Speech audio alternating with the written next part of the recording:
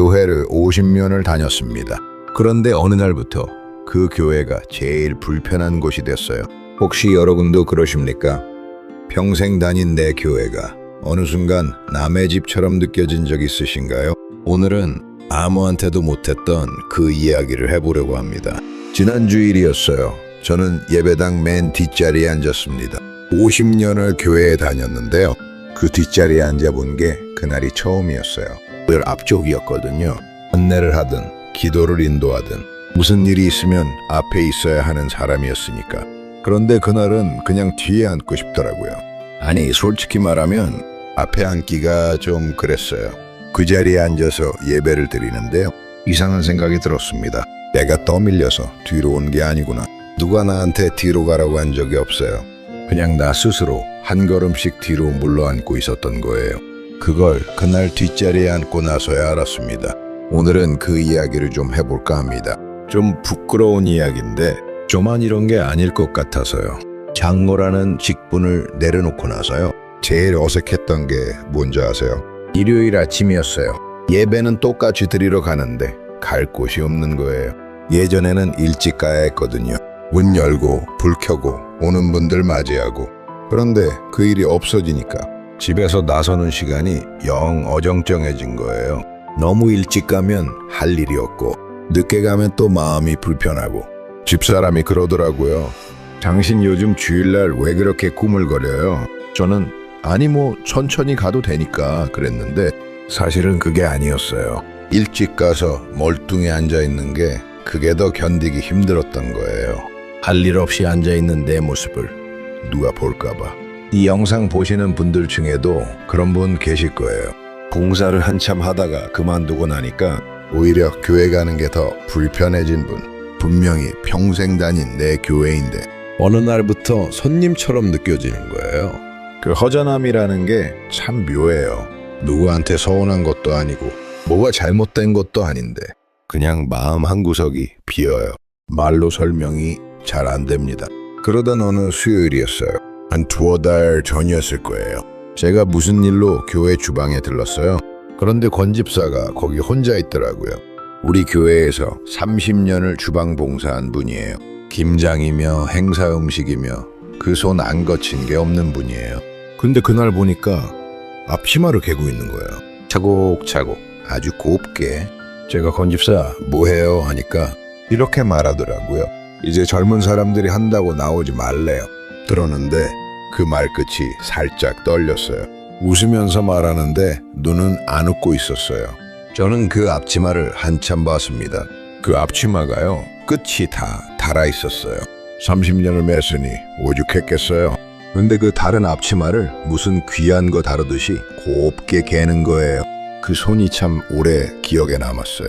여기까지 들으시면요, 아니 봉사 좀 그만하게 됐다고 뭐 그렇게까지 서러운가 하실 수도 있어요. 저도 처음엔 그렇게 생각했거든요. 나이 들면 좀 쉬어야지, 젊은 사람들한테 넘겨줘야지. 다 맞는 말이에요. 그런데 그 주방에서 권 집사 얼굴을 보고 나서 알았어요. 그게 일이 없어진 게 아니더라고요. 자리가 없어진 거예요. 30년 동안요. 그 사람한테 주방은 그냥 일하는 곳이 아니었어요. 거기가 그 사람 자리였어요. 거기서 사람들 만나고, 거기서 기도하고, 거기서 자기가 쓸모 있는 사람이라는 걸 확인받았던 거예요. 그 자리가 없어진 거예요, 일이 아니라. 그날 저는 권 집사를 위로한다고 몇 마디 했어요. 그동안 고생 많았다. 이제 좀 편히 쉬어라. 그런데 그 말을 하면서 정작 제 마음이 더 시끄러웠어요. 왜냐하면 그게 제 이야기이기도 했거든요. 그리고 그 뒤로 몇 주가 지났는데요. 하루는 주일 예배에 권 집사가 안 보이는 거예요. 그렇게 한 번도 안 빠지던 분이 그 다음 주도 안 나왔어요. 제가 걱정이 돼서 전화를 한번 했어요. 어디 편찮으시냐고. 그랬더니 한참 말이 없다가 이러더라고요. 장로님, 교회를 가면요 자꾸 주방 쪽으로 발이 가는데 이제 거기 제가 들어갈 자리가 아니잖아요. 그래서 발길이 잘 안 떨어져요. 그 말을 듣는데 제 가슴이 철렁했어요. 왜냐하면 그게 딱 제 마음이었거든요. 저도 그래서 뒷자리로 숨었던 거니까. 우리 둘 다 평생 사랑하던 그 교회 안에서 갈대를 잃은 거예요. 그게 참 이상하죠.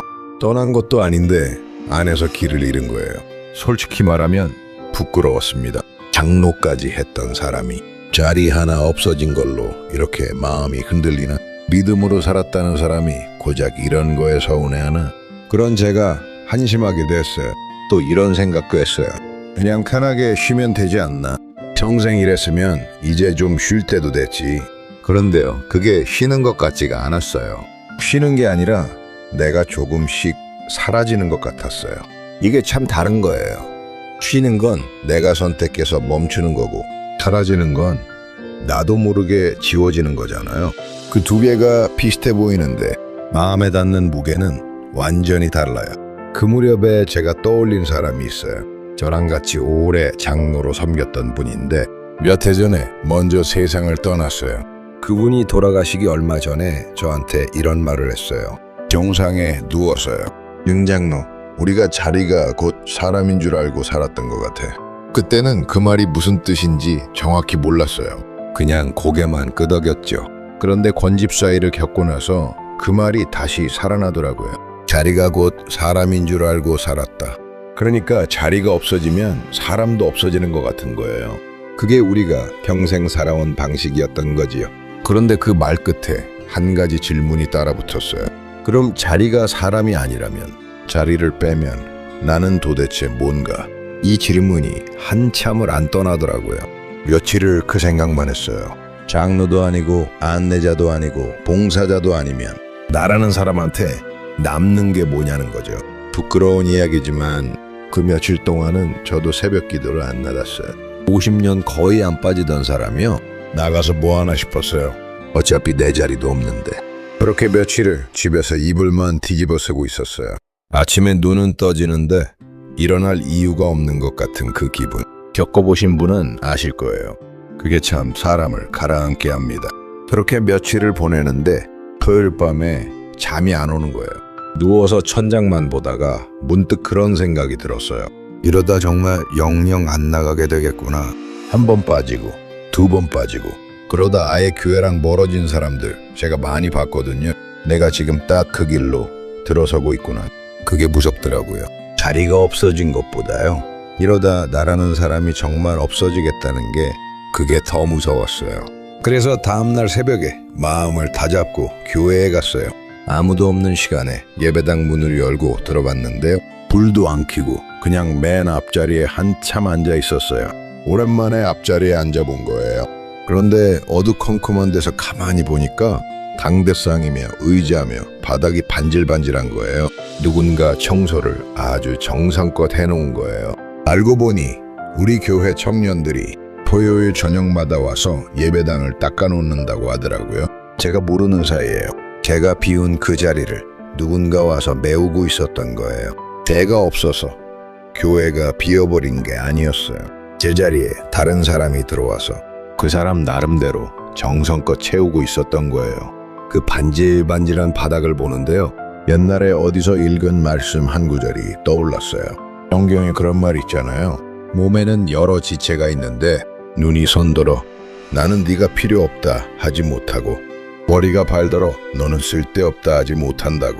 손은 손대로 발은 발대로 다 제자리에서 제 할 일을 한다는 거죠. 전에는 이 말씀을 들으면 그냥 다 같이 협력하자는 좋은 말씀이구나 했어요. 그런데 그 새벽에는 이게 다르게 읽혔어요. 손이 하던 일을 이제 발이 한다고 해서 손이 몸에서 떨어져 나간 건 아니잖아요. 다리를 옮긴 거지. 몸에서 잘려나간 게 아니에요. 손은 여전히 그 몸의 손이에요. 그게 그날 새벽에 저한테는 얼마나 큰 위로였는지 몰라요. 내 자리가 없어진 게 아니구나. 옮겨진 거구나. 나는 여전히 이 몸에 붙어 있구나. 그 생각을 하니까 가슴이 좀 따뜻해지더라고요. 눈물도 좀 났고요. 부끄럽지만 그 새벽 이후로 제가 한 가지 바꾼 게 있어요. 거창한 건 아니에요. 저는 이제 그냥 뒷자리에 앉아요. 앞자리 욕심을 안 부려요. 대신 제 옆에 처음 온 분이 앉으면 주보 한 장을 건네줍니다. 어서 오세요 하면서요. 그게 다예요. 정말 그게 전부예요. 그런데 신기하게도 그 주보 한 장 건네는 게 저한테는 새로운 자리가 되더라고요. 앞에서 안내하던 그 큰 자리는 없어졌지만 뒷자리에서 한 사람한테 인사하는 작은 자리가 생긴 거예요. 그리고 권 집사한테도 제가 전화를 한 번 더 했어요. 권 집사, 주방 말고 다른 자리도 있습디다. 나랑 같이 뒷자리에서 새로 오는 사람들 좀 챙겨봅시다. 그랬더니 한참 웃다가 다음 주일에 나왔어요. 지금은 저랑 같이 뒷자리에 앉아요. 둘이서 새로 오는 분들 주보 나눠주고 인사하고 우리 둘 다 잃어버린 줄 알았던 자리를 그렇게 새로 찾은 거예요. 자리는 없어지는 게 아니더라고요. 작아질 뿐이에요. 그리고 작아진 자리도 자리는 자리예요. 거기서도 사람을 만나고 거기서도 따뜻해질 수 있어요. 혹시 이 영상 보시는 분 중에 자리가 없어진 것 같아서 마음이 허전한 분 계시면요. 너무 거창하게 생각하지 마시고요. 그냥 옆에 있는 한 사람한테 인사 한번 건네보시겠어요? 주보 한 장, 따뜻한 말 한마디. 어쩌면 거기가 하나님이 새로 옮겨주신 자리일지도 몰라요. 제가 그랬던 것처럼요. 오늘 제 이야기를 하다 보니까 문득 궁금해지는 게 하나 있어요. 이 영상 보시는 분들 중에도 한때는 분명히 내 자리가 있었는데 지금은 그 자리가 없어진 것 같은 분 계실 것 같아요. 주방이든 성가대든 안내하던 자리든 가르치던 자리든 혹시 그런 자리가 있으셨다면 어떤 자리였는지 댓글에 한 줄만 남겨주시겠어요?